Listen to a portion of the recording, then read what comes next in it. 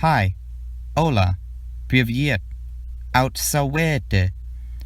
This video is meant to be a study of my conlang, Sadhu. In the first semester of my freshman year, I had a midway unit project for English class. The unit was poetry, and the midway project was known to me.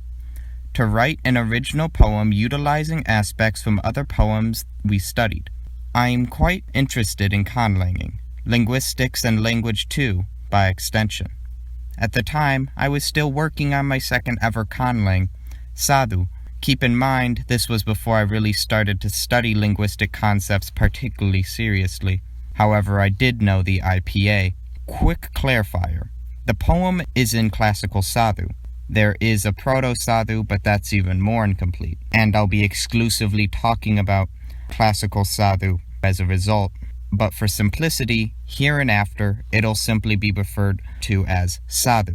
Because of this lack of study, it is a very English-esque language grammatically, along with heavy Spanish influence in an attempt to offset its Englishness. At the time, Spanish was the only language of which I had a strong grasp upon other than English.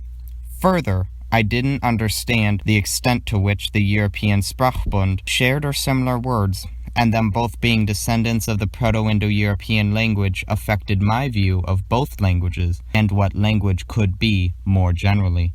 That isn't to say interesting characteristics weren't present, like the use of object-subject-verb, or OSV, word order, the definite article as a suffix, and a maritime theme for the vocab. The use of OSV word order is because the idea of separating the object from the verb seemed too alien to me at the time. However, I wanted a new word order. Therefore, I moved the object to the opposite side. I unnecessarily rationalized this by saying to myself, the point of a sentence is its object, isn't it?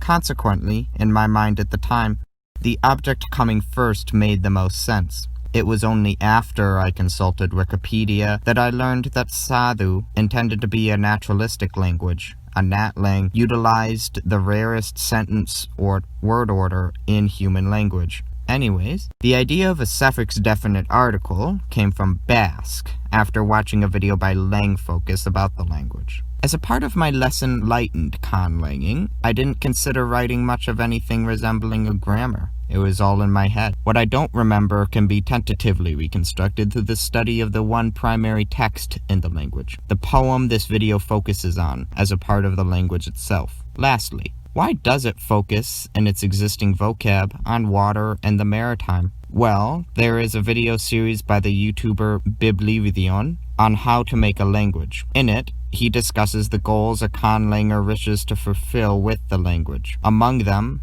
the speaker's fictional culture in the context of a natlang. He gave the example of a culture based on sailing, whereby a term like rough waters could mean dangerous or hard. This idea of a culture based on sailing and the ability for relatively fast travel in pre-modern times meant I decided upon a maritime culture. I even drew a few different maps for the Sadhu Khan culture before I made one I liked. The poem was, in the beginning, written in broken English adjusted for the grammar of Sadhu because I hadn't memorized any words yet. But as I continued translating with it, I could write the poem directly in Sadhu. 90% of the poem was originally written in Sadhu. Writing in Sadhu was particularly important to me because I wanted the English translation to be a true translation, not what was translated. I even got to the point where I could have a short conversation with myself in the language. A whole page, and only now do I introduce the poem to you.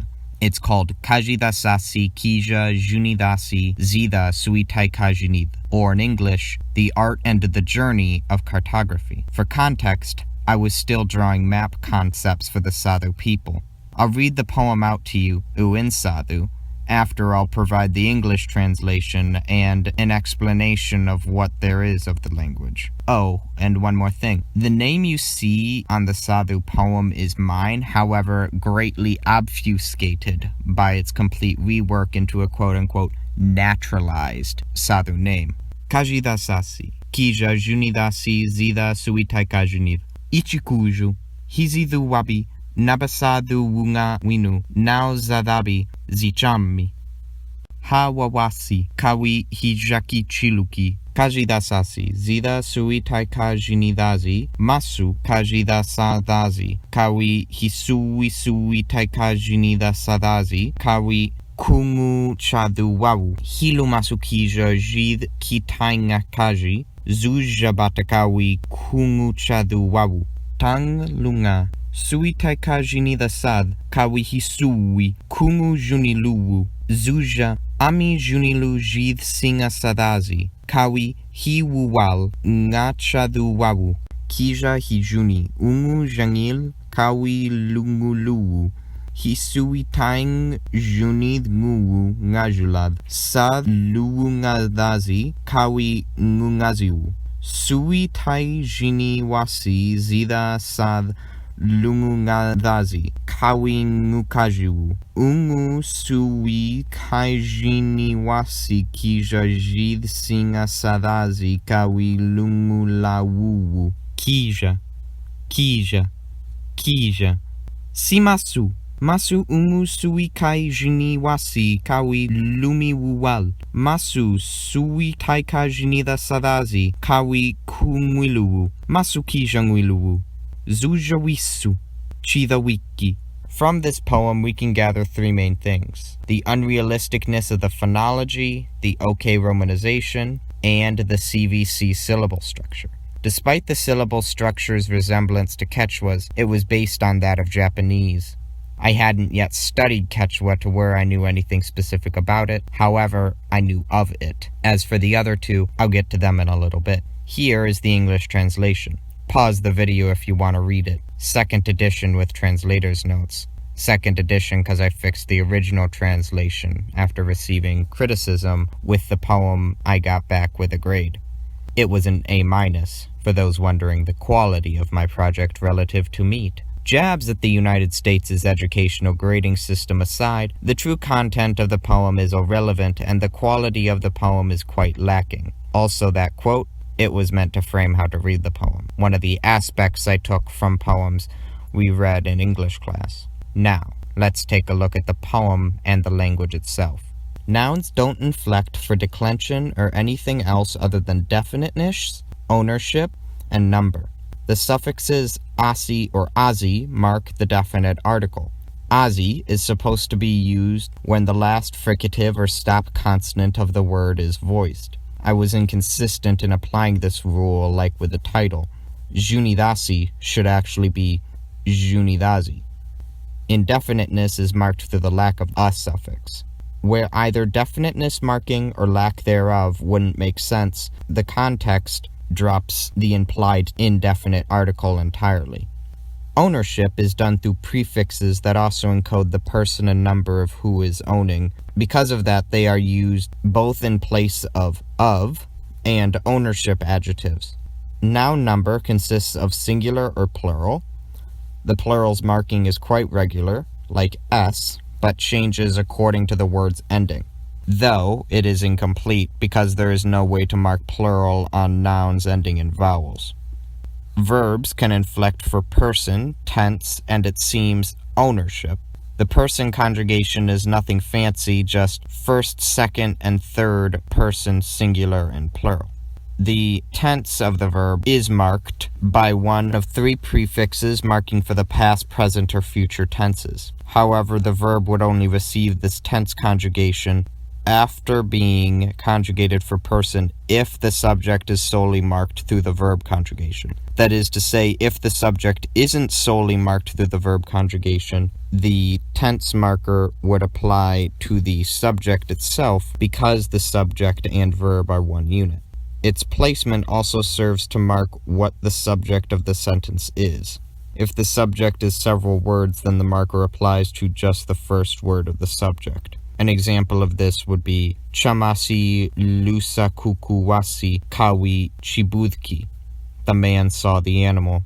Notice how the lu prefix, which marks past, applied to the word sakuku, man, rather than to chibudki, which without the tense marker is the third person singular he, she, it sees. My reasoning for having a word like kawi introduce the verb is lost to me, because I don't remember, nor did I write it down. Lastly, the reason why I said earlier the verbs appear to take ownership markers is because the poem has two cases where the ownership prefix for nouns, which marks, among other things, person, is applied to verbs. The first is the verb kuju, write, first word of the line under the title, where the third person singular ownership prefix ichi is applied to give the sense of written by, in this case by me, with my Sadhu name. The second case is the verb junilu, be able. First word of the fourth line of the second stanza had the third person plural ownership prefix ami. Truly, I can't fully see the original justification for doing this, but by looking at the Sadhu English Dictionary and the English translation of the poem, it seems to suggest the of meaning of the ownership prefix was used in place of from, like in Spanish, i.e., soy de los Estados Unidos. Now, because I believe the footnotes of the English translation to be good enough for anything about the words and grammar that I didn't mention, I'll return to the phonology and romanization. There are two particularly glaring problems with Sadhu's phonology. First, the presence of the voiceless alveolar stop, ta, and the voiceless post-alveolar affricate, cha, but no voiceless post-alveolar fricative, sha, instead having the voiced equivalent in its stead, the voiced post-alveolar fricative, ja. And, second, the only instance of voiciness distinction was with the voiced and unvoiced alveolar sibilant fricatives, sa and za, which is bad because it is one of the rarer voiciness distinctions to make in world languages. Now, please keep in mind that this analysis comes from someone who can barely be considered an armchair linguist or naturalistic conlanger. My knowledge is still grain brain compared to those galaxy brains of Jan Miseli or Biblivedion. Now, I'll end this video with some more dry and technical for the layperson pontificating about the romanization scheme. The romanization of the Sadhu language, which uses an incomplete syllabary that I may talk about in another video, was based on a misconception of the Hanyu Pinyin romanization system and a sprinkling of both French orthography and my own ideas. Due to the Eurocentrism of the International Phonetic Alphabet, IPA, much of it was left alone except for the voiceless post-alveolar affricate, the voiced post-alveolar fricative, voiced dental fricative, and the voiced velar nasal, or the cha, nga, ja, and tha sounds. Cha is Q because I misinterpreted Q in Pinyin to be cha rather than cha, a cha, which it actually represents. Nga is NG because of English and Pinyin, and ja is J because of French. Lastly, tha is V because Sadhu has no labial fricatives. I disliked the use of digraphs, so I had to find a letter to work in the place of th. Russian analyzed the tha in the name Theodore to be fa, so Fyodor. Therefore, I analyzed tha to be similar enough to va to simply represent tha with v. However, for some time, I used tv to represent tha before I realized I didn't have to have the t and the digraph it created. Well, this is the end of my video on my Conlang Sadhu. I hope you were able to get through my dense ramblings about what is really just an outline of a language, so that you may learn from my mistakes. Thank you for watching, everyone.